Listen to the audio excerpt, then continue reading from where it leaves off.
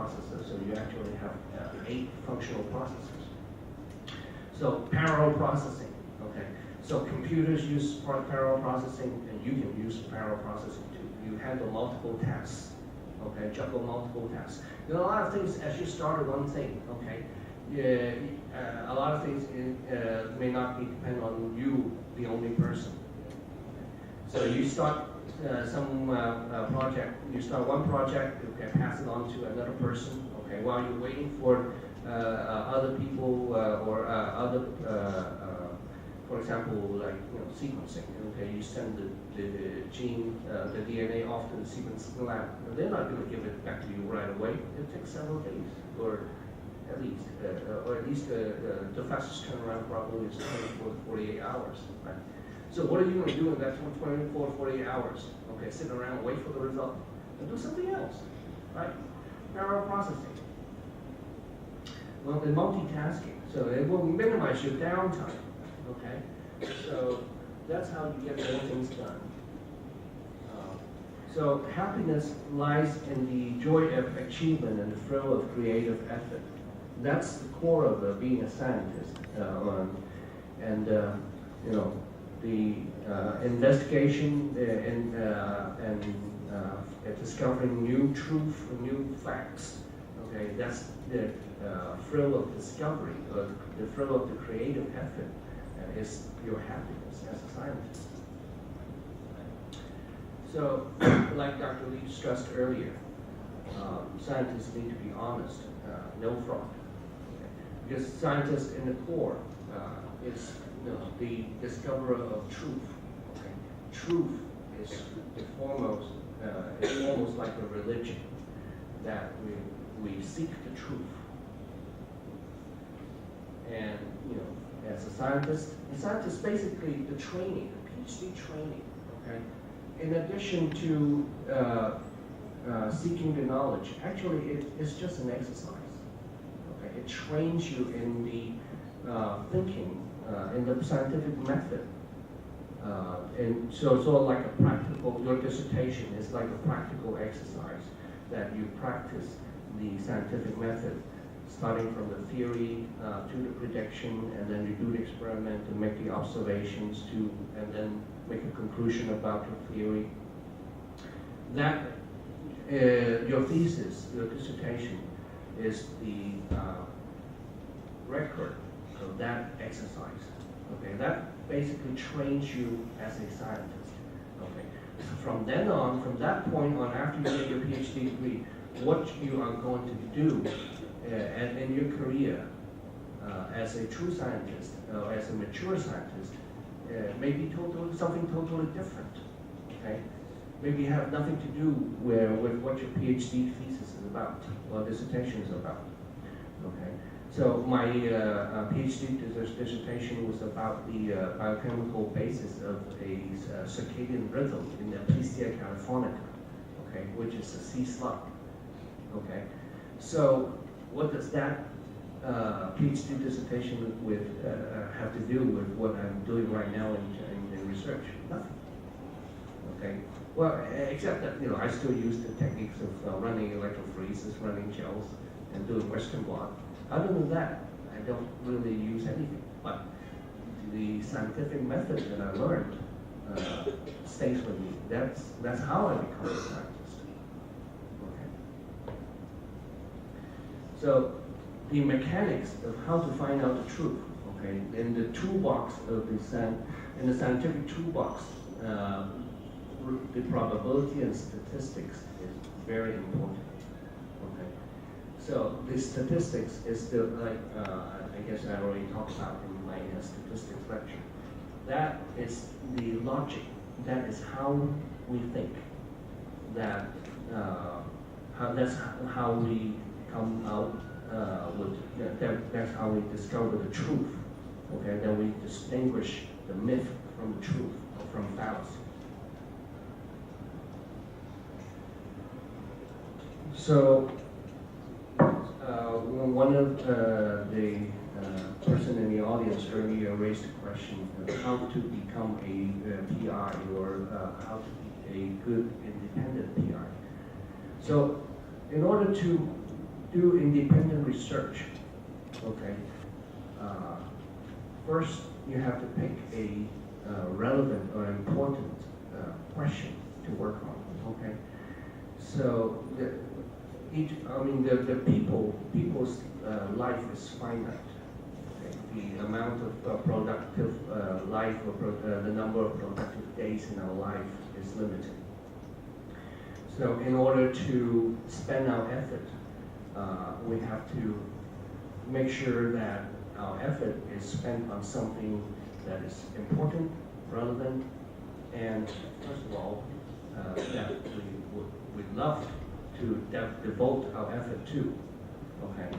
So in order to choose that topic that you devote your life to, you need to first have a solid background knowledge. Okay. So here you can see that there's tons of books that you need to read about all the books and the journals in order to know what is there to know in that particular field that you're interested in, so that you know where is the frontier of the knowledge. Okay, where is the edge? Okay, so that you would discover there's something new. Okay? There's no point to reinvent the wheel. Okay, so if something is already known, already used, what's the point of wasting your effort to reinvent the wheel? Okay, you have to know where the edge of the knowledge is in order to push the frontier forward. Now, in order for you to reach the frontier of the knowledge, okay, the scholarly pursuit is like building a pyramid from the ground up. Okay, how far you can go, okay, depends on how broad your base is. Okay, so your basic knowledge is very important. Okay, I'm doing research right now in biomedical sciences. Okay, but I would need to know, need to be curious about the things that you see around you, anything that you encounter. Curiosity is very important. You ask questions, learn about it, okay, and that becomes your basic background knowledge. Okay, for example, computers. Okay, learning about computers, knowing about the capability of computers, knowing about programming, okay, helps me to understand the concepts of the capability of computation, how to handle data, okay, and how to, with these days with, billions and billions of bits of information about the genome, about the transcriptome, about the proteome, about the metabolome.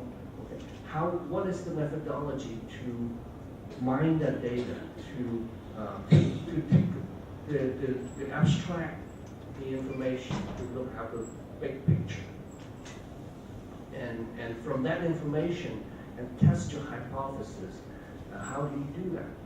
Okay, without the background in statistics, without the background in mathematics, without the background in computer science, you're not capable of doing it.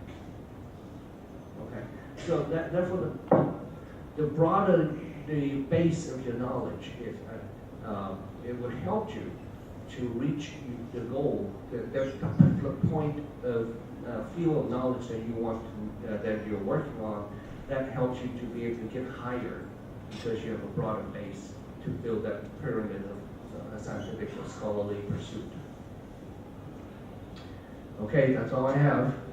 Carry on and fulfill your destiny. Any questions?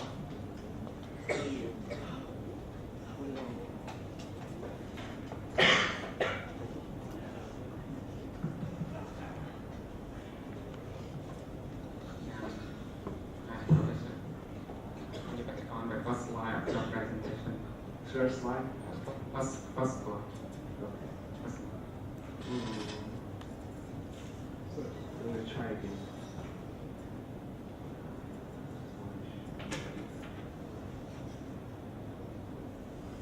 This one? Yeah. The first thing I very appreciate your personal experience. I very for your personal sharing your experience. And I have one question. Okay. You see the MD Anderson Cancer Letter. Yeah. I see the cancer letter why you have a right across the letter. That's our vision. Yeah. This is the logo. I have a personal idea, but Okay. I want to listen from your talk. Okay.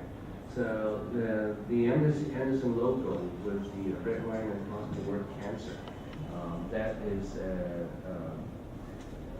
our logo. It's part of our mission. Our mission is to make cancer history. Okay, make cancer history has a double meaning there. We want to make history about cancer. Okay, or we want to make cancer history. We want to make cancer become a history that it doesn't exist anymore. Okay, our goal is to put a red strike on the word cancer. We want to strike out cancer. So that's what the logo means. I have a similar idea to you, and Yeah. treat cancer disease. Right? I'm sorry? I mean the treat cancer disease community. Big. Okay. Is it okay? Yeah. Similar idea.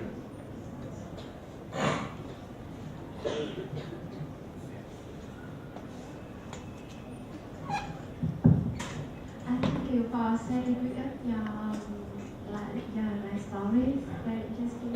I got that I know it takes a lot of time, effort, determination to become an MD, PhD. So I wonder if your parents had any role in your career life? No. No? Well, actually, after my pharmacy degree, and my mom was telling me, why do you want to go to medical school? I mean, she wants to have grandsons. So, we have to postpone having children. So we, our first child was born after at the last year of my medical school. So, yeah, my parents didn't really think that I should work so hard, and for them, they just want me to have a stable job, good life, have children, and be happy. But happiness is a very personal thing. To me, playing in the lab is happy, playing on a computer is happy, and seeing patients, taking care of patients, it brings me happiness. So, to me, although if you count 80 hours per week, is that work or is that really not work? So there's a if you look at it, oh, I work 80 hours a week, so oh God, I'm so tired. So your life would be miserable, right? But I spend so many hours, but to me, it's not work. It is part of being myself, being me. I think that you're doing what your parents expect, that being happy. Yes, I had the ambition. I hope that my son will become MD, PhD. So you think what as a mother can do for them? And I know that's too far away and it's too ambitious. But I would like to hear your advice. So I think that it really need to come from himself. It has to be something that he wants. You can expose and for example, doing volunteer work. Let him see what the life of a physician is like. How have them experience how you would feel when you're helping people. And then the most important time is really the teenage years. The teenage years, the personalities formed, and At that time, you will know about whether they are first capable of, and two, they are willing to put in the hard work, and three, they have great aspirations.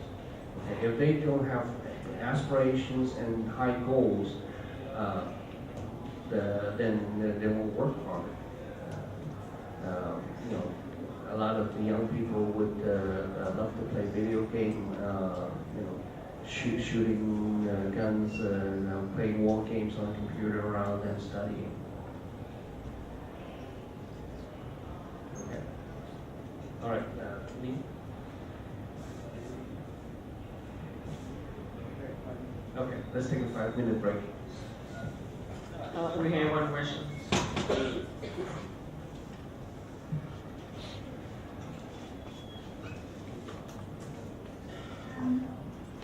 I have a question for you.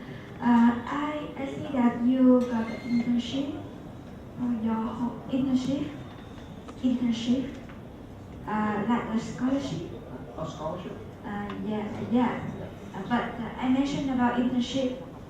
I meant the scholarship for job and the experiment for short scholarship, internship. Oh, internship. Yes. Internship means the first year of clinical training. Yes, I wanna find out internship for myself. And can you give me your experience in finding internship and how can I increase my opportunities in getting internship? Okay. So, yeah, internship is the first year of clinical training after medical school in America. It is part of the residency program. And in order for, okay, if you are a foreign medical graduate, let's say you go to medical school in Vietnam and want to do the clinical training in America, steps are that you take the USMLE examination. So usually for there are 3 parts of the examination.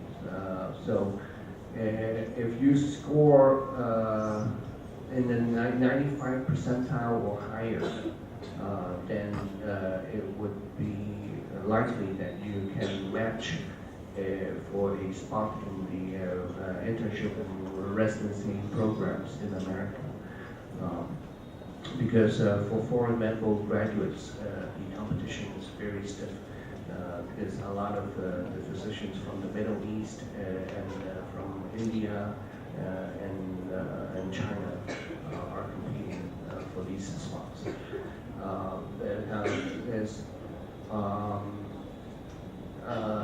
probably it would be easier that after the bachelor degree to apply for medical school in America, but some of the schools would not be able to accept foreign students, but some can.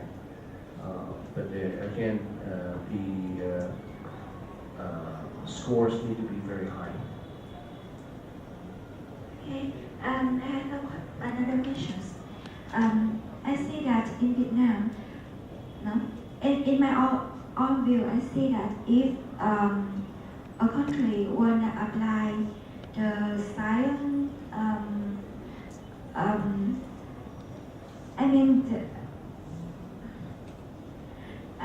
I think that if someone wanna apply the science Internship.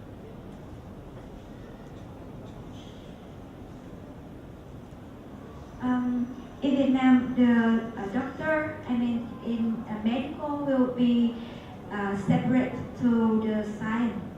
Mhm. So I think that if science wanna develop, they have to incorporate with the medicine.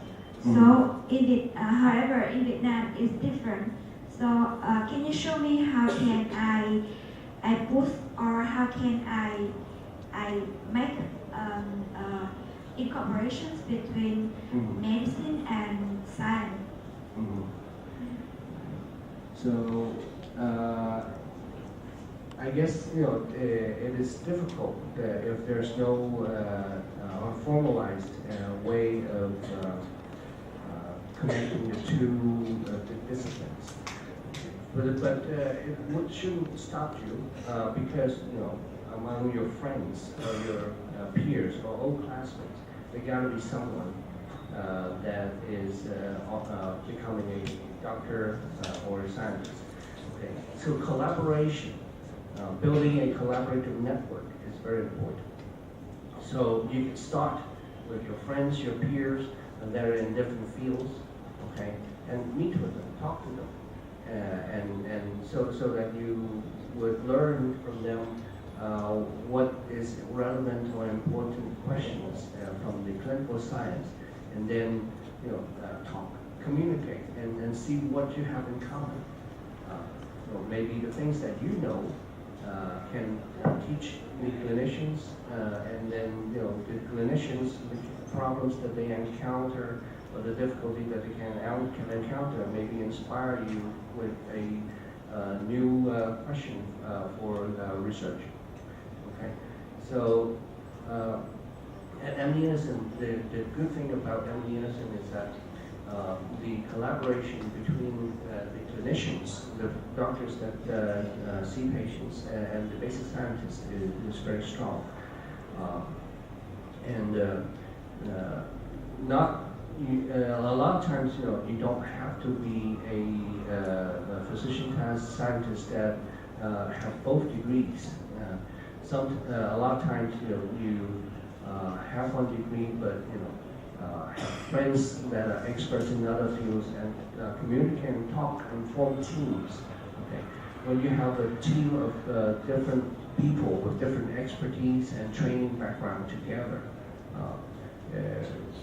it will be have a strong, improved outcome. Okay, thanks for your idea.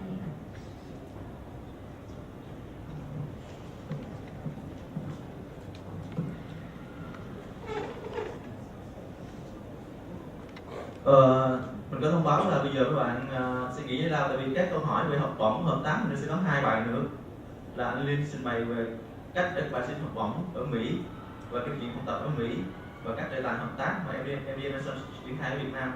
Cho nên nếu bạn nào có hứng thú thì ở lại nghe tiếp. Còn bây giờ thì các bạn nghỉ giải lao thì bạn Dũng đây sẽ hướng dẫn các bạn ra ngoài cổng của cái nhà y này để chụp hình kỷ niệm với mấy thầy. Xong rồi mấy bạn còn lại để có một cái buffet nhỏ nhỏ ngoài đây để bạn ăn uống, xong rồi sau đó bạn nào có hứng thú với thầy làm sao thì ở lại nghe, còn không thì các bạn có thể ra về. Cảm ơn các bạn.